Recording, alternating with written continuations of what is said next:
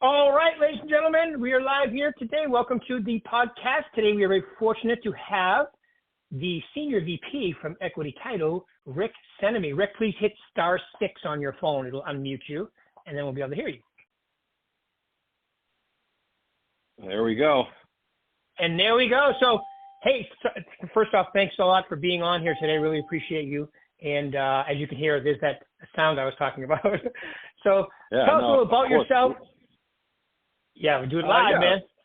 That's right. So I'm the senior COO, senior vice president, Equity Title here in Las Vegas. We have 7 office locations from Boulder City to Summerlin, pretty much all along the 215. 20 escrow officers, so we always have a personality to work with the agents, and a full marketing team. We have 8 marketing representatives. We have a internal graphic designer that we utilize for internal work, and a customer service representative as well for basically data, farming and those natures. So. Right. Yeah, that's great. Yeah, and we have Rhonda Hubkey here for the St. Rose office. We have Brittany Nickel for the new office, and then we have Jamie. What's Jamie's last name? Oh yeah, Zeppenfeld. I call her Led Zeppenfeld, as she probably she's a right. And obviously they do an incredible job. They know our tools as well or better than our agents to help them with that. And so, look, one of the things I like, if I was an agent today, I love the fact that you can sit down with your, marketing rep, go through your business, and they can help you, with your farming, your social media, and so forth. I would be definitely taking advantage of that. Yeah, for sure, 100%. I mean, what we do and what we train our marketing reps is to sit with agents and build a marketing plan that the agent is actually going to do and follow through with. It's no secret of what brings in business, but it's just a matter of, is the agent going to follow through and do it? So when we sit down with the agent, we ask them some questions regarding, what it is that they're comfortable with, what they're uncomfortable with, and are they willing to get out of their comfort zone to push it a little bit, because most of the activities that agents are uncomfortable with are the activities that'll bring them additional business. So we'll tailor that. We'll tailor that marketing plan to them, and check in on them weekly to make sure that they're following through with it, and the results will be business. Yeah, and your tools and our tools work really well together. The VAC Virtual Agent Center that agents all have access to, and Rhonda, Brittany, Jamie, they all know exactly how to use it and how to combine the two because you guys have all the information. Like one of the things I've noticed, just to go totally off topic for a second, is I've been in Vegas now for 14 years. Okay, started with Mike Ferry and then moved over here 10 years ago. And I moved to Vegas. I'd been with Mike Ferry before, as you know. Mike, great guy, great system. And then I moved over here. And one of the things I've noticed is that when I started for the company, the turnover rate in Las Vegas 14 years ago, it was 7, 8, 9%.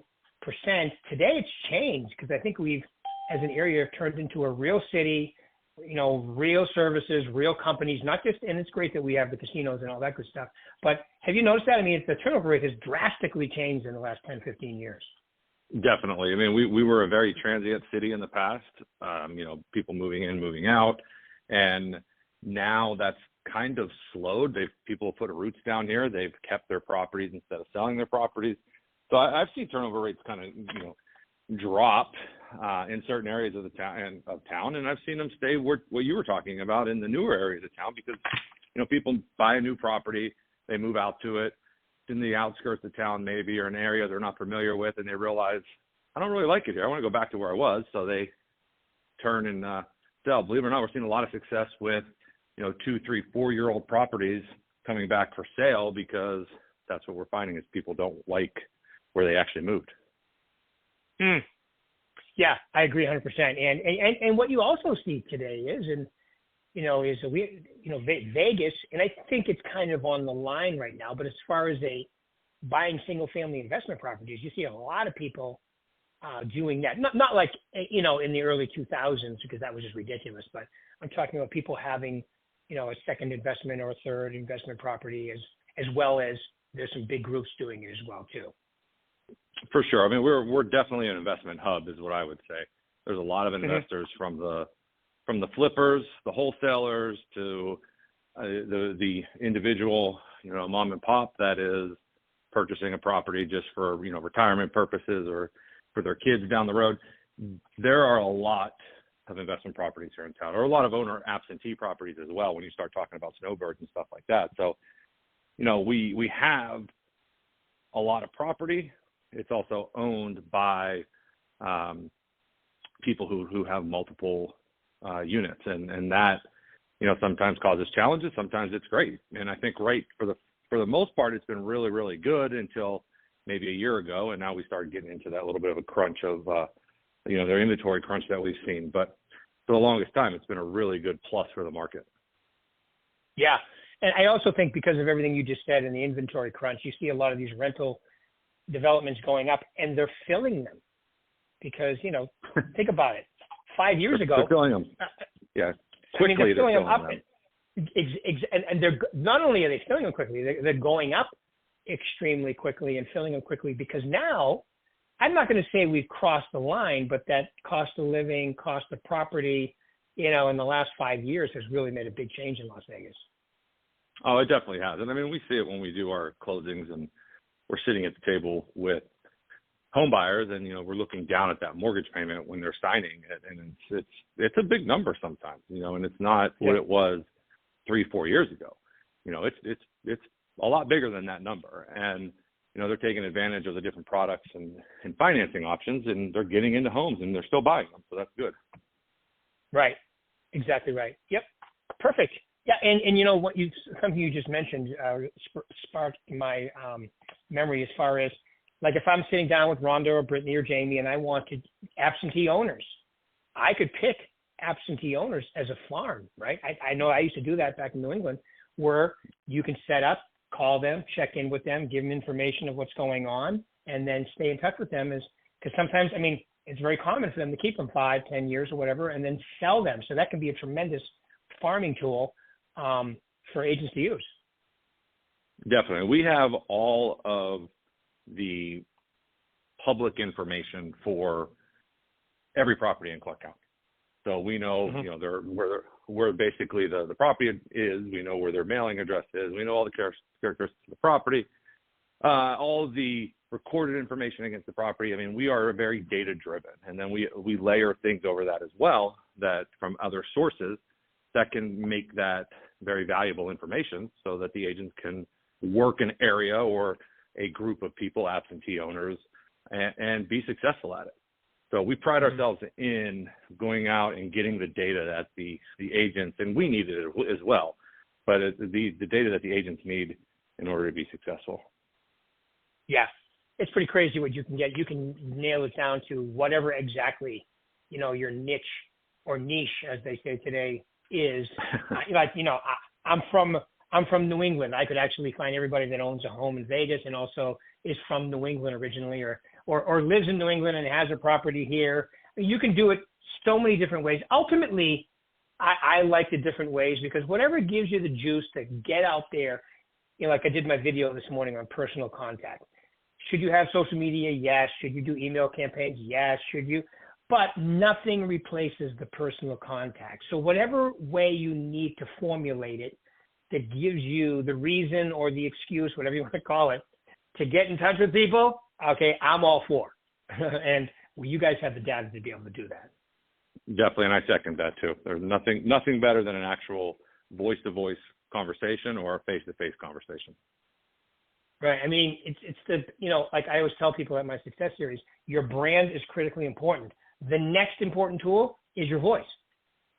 Inflection, intonation, the way you talk to people, the way you make them feel special or not.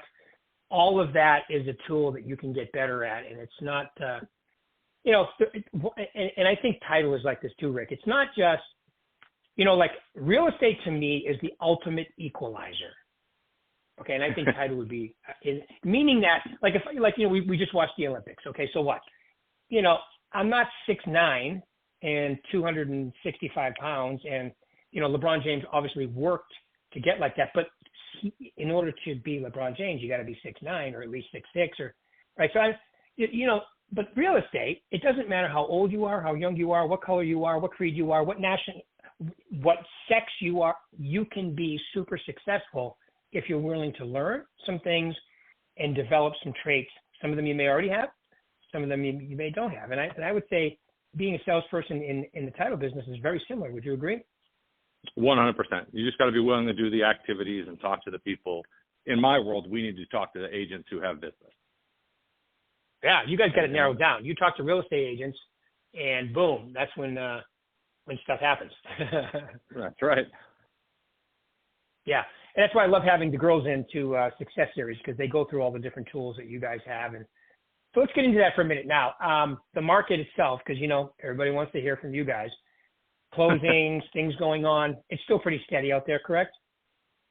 Yeah, I mean, we're still seeing an increase over last year with closings. July is that anomaly month that you never know what's going to happen, and it mirrored last year to a T. We had great openings, closings through June. July came along. We had great closings in July because that was based on June. But the openings in July kind of sputtered along, and for pretty obvious reasons, right? It's summertime. You got family vacations. You got people, a lot of people don't realize we go back to school here pretty early. Today's the first day of school at Clark County. Last week was the first day at some of the private schools and charter schools. So that last week of July, 2 weeks of July, that's back to school season, as well as last week. So we see this little lull during this time of year, but layer on top of that the change that the settlement brought, and there's definitely some skepticism a little bit, and I think we're coming out of it though. I mean, I haven't heard anything regarding the changes. It's been pretty seamless so far for us, and we started seeing the contract last week, and no real hiccups with it. And as far as the market, we tend to see more activity for the next 2.5 months until we get to about the middle of October, and then it's the long holiday season here in Las Vegas. So. Yeah, it is. Yeah, I agree. I think, the changes, everybody was complaining about them, but now that they're intact, there's a new contract. You got to use a buyer broker agreement. I think now that it's something that you have to be doing, it's just a form. You have to be comfortable with a form, and the great thing about real estate is you have a whole bunch of words on, I think the contract now is 7 or 8 pages in Las Vegas. And then there's a whole bunch of blanks. You fill in the blanks. The rest of it's already done. It's really not that complicated, but since it's been a certain way for so long, I've been doing this for 39 years. I am shocked that we have taken 30 years, because the buyer agency came out in the mid 90s. Right. It's 2024. Yeah. The fact that we've been this long without a buyer broker agreement, or some people have been using it, but a lot of people haven't, is shocking. So to me, these aren't bad changes. They're actually good ones. No, I think it's going to bring, like it said, more transparency. You understand, number one, who's paying who. You also understand who works for who. And I think that's really important. Right. Yeah, and for you guys, it's just a matter of, what you get for a seller's statement. And, it's all going to be taken care of out of the closing, just like it always has. It's just now it's moved from the listing agreement had both sides on it. And sometimes not, because you could argue that too with a buyer broker agreement. And now the buyer is going to have their own agreement, right? So it's pretty simple for you guys.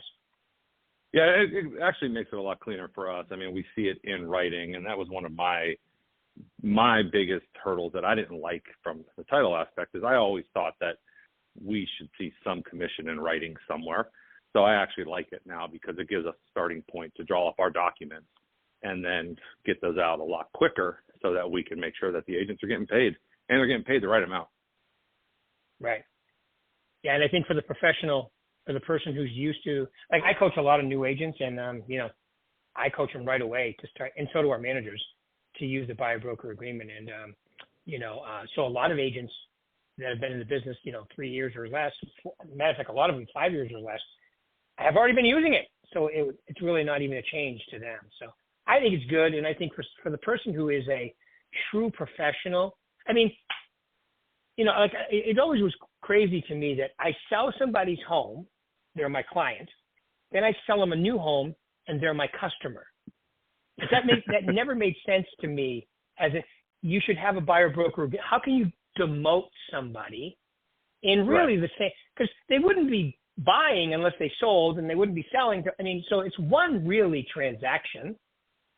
So to me, it makes perfect sense. And now it requires agents to explain what a fiduciary relationship is, as opposed to just assuming that they know, or in some cases delivering them that service without even having it in writing. So it really just makes it more, like you just said, clear and easier to deal with. Definitely. Yeah. Good. So you see everything. It seems like in the last week, the interest rates have come down, are coming down. It looks like the Fed is talking about lowering the base rate, and so I think the playing field is about to get a little bit better. Yeah, I mean, a little bit. I mean, I have, to be honest with you, I have a little bit of worry that if they lower it too fast, too much too fast, we're going to see a frenzy, which we don't want because we don't have much inventory. But this slow, steady, sitting at the 6.5 range is a good point. I mean, keep in mind, people don't realize. I mean, we're 18 months at 7% or higher, I believe. So there's a lot of high interest rates out there. But not only that, people have gotten used to it. They know what the rate is. So it coming down a little bit is actually helping with the buyers. But we got to keep an eye on it to make sure it doesn't cause a frenzy in our marketplace where we run out of inventory and prices skyrocket. But I'm looking forward to definitely the next few months and seeing what transpires with a bunch of different things in the market. But all in all, I mean, it should be a better market than last year. What a lot of people still don't realize as well is that it is not one of the best markets in the last 20 years, but it's still a really good market because of our price points and our economy here in Las Vegas. And, real estate is definitely the way to go. So, those people, I tell people all the time in talking, should we buy a house? You should definitely buy a house. That's what I tell. That's my answer, so not depending on rates or anything like that, but it's a good investment over time. So, and I think a lot of people have learned that, and that's going to continue to carry our market. I agree 100%. I was funny, and I know you play golf too. I was playing golf a couple months ago, and actually it's probably 6-9 months ago now, and the rates were higher, and it was a young couple, me, my friend, and we got paired up with this young couple, and after the third or fourth hole, you know each other now, so the guy says to me, should I buy right now? And my first question was, well, are you renting? He goes, well, yeah. I go, well, then you should buy. Well, what about the interest rates? I go, there's never a situation or a scenario where renting is better. He looks at me and he goes, what do you mean? I go, okay, you're worried about interest rates. Well, okay, you're paying 100% interest right now because you have no principal reduction, you have no tax benefit, and you have no appreciation. Right. Even if the interest rate's a little higher than you like, and just like you said, what about the interest rates come down? It's going to be a feeding frenzy. So I hope they lower it slowly, but I hope they start lowering it at least once or twice before the end of the year. Because what you just said too, Rick, is I also believe that at certain interest rate, all those people that still have the 3 and the 3.5, and when it gets down to a certain amount, then they'll do the downsizing or the oversizing or the supersizing or the side, whatever you want to call it, where they'll sell and buy. So I think it'll create some more inventory as well. So I'm hoping that they at least start that this year. But like you said, they can't drop it 3 points overnight and have it turn into a feeding frenzy, but half a point here, half a point there, I think it'd be good. Definitely. And the other thing too, when people talk about interest rates, I always ask them, forget about the interest rate. Can you afford the payment? The payment's not changing except for your taxes and insurance over the next 30 years. If you can afford the payment, what do you care what the interest rate is? Right. It's true. So, and then you'll be able to refinance it. I tell them, like for everything you just said, Rick, I tell them, buy right now and refinance because, now you have the choice. Even though it's still a little tight. Do you remember after COVID when everything opened up and it was ballistic for 18 months? It was nuts. Right. I'm not saying that's going to happen again, but I wouldn't be shocked if something close to it did.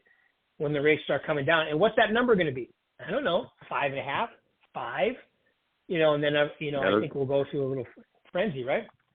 Now, there's a lot of speculation on what that number is going to be. So, I mean, I know that in my guess, if it got to around that 5 mark, there's going to be a frenzy.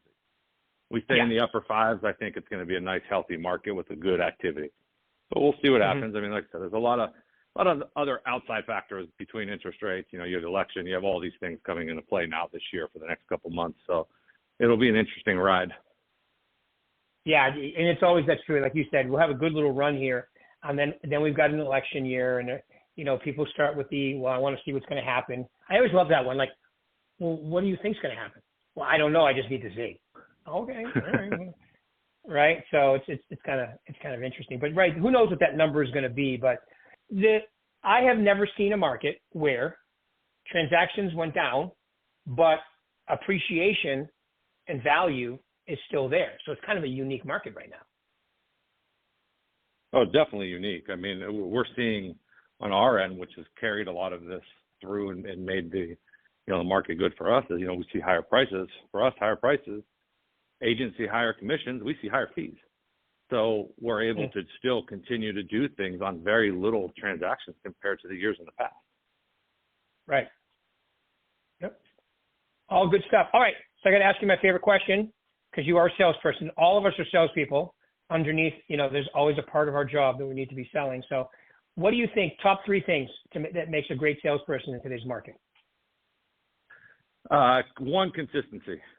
I think that whatever their plan is, they got to be consistent to it and follow it. I think the second thing is that they got to have structure. So whether that be, Mike talked about time blocking, scheduling, you got to have some sort of a schedule and structure of what you're going to do. And you got to have a good work-life balance, because you can't go 1,000% and then burn out. So you got to have that balance. So the structure, so consistency, structure. And then I also think you got to be aggressive. I mean, that's the biggest thing that I see with people, and that the aggressive can go in a multitude of different ways, right? You're talking about, when I say aggressive, I mean, are you willing to do things that you normally wouldn't do? Right. And if you can do that, and you can perfect that, and you can fit that in with those 3 things, you're going to be successful. You don't need to be the smartest person. You don't need to be the loudest person. You don't need to be the quietest person. You need to be consistent in your message. You need to reach out to the people that are in your database, and you need to follow your schedule of how you want your day, week, month to go, and don't deviate from it. And make sure that you're doing the activities. That's the biggest thing. It's not rocket science. It's just a matter of people don't want to do the things that are hard for them. Right. Yep. They don't want to get outside their comfort zone, which really was where life begins, outside your comfort zone. Because every time you do it, you figure out, wow, that worked. And you feel better about yourself because you've actually pushed it a little bit. I mean, anybody can do the stuff that they're used to doing all the time and that they're good at. It's the stuff that gets them, like for some people it's door knocking, or some people it's making a few phone calls, or maybe doing a video. Video on social media is like a fate worse than death to some people. I don't understand it because it's not, once you get in the habit of doing it, like you just said, create the habit, and then it will lead to additional success. I agree 100%. Yeah, and I think the other thing with that too is don't fall into the trap of doing unproductive work, because we're all guilty of it. I can sit in front of my computer all day long and I can work and I can get a lot of stuff done that absolutely means nothing to making my business grow. And if that's a productive day for some, then you need to reevaluate, because that's not very productive. You always need to be doing the activities that are making growth or allowing for growth. Agreed. Yeah. I mean, do the activities that cause you to get paid.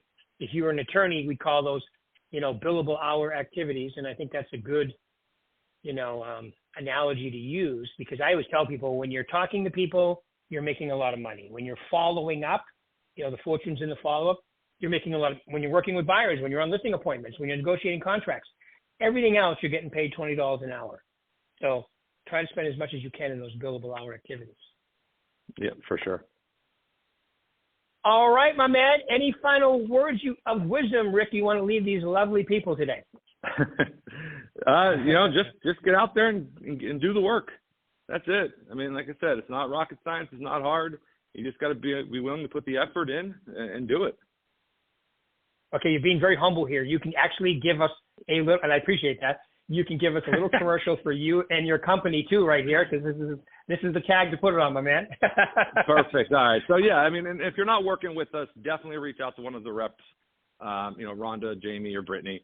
They will sit down with you. They'll customize a plan for you, and they'll push you too. I mean, that's the thing, is we have a lot of agents that come down to our office and say, "Oh, I want to do farming," and then we walk them through the different types of farming. Or I want to do social media, and we tell them about the different social media. And like Rick, you said, we know all the VAC, the different platforms.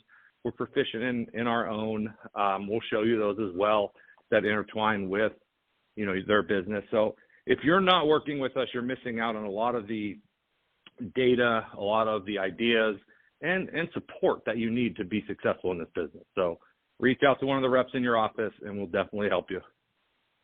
Absolutely. And we're all on the same team too, so which just makes it even better. We're all on the same team. We're all looking for the same benefit. We're all trying to give that massively great customer service, so we get repeat and referral over and over. And I just want to say, Rick, pleasure having you today, my man. Thanks for taking your time. I really appreciate it. Thanks for having me, and you guys have a great day. All right, you too, Rick. Thank you. Bye, everybody. You're welcome. Bye-bye.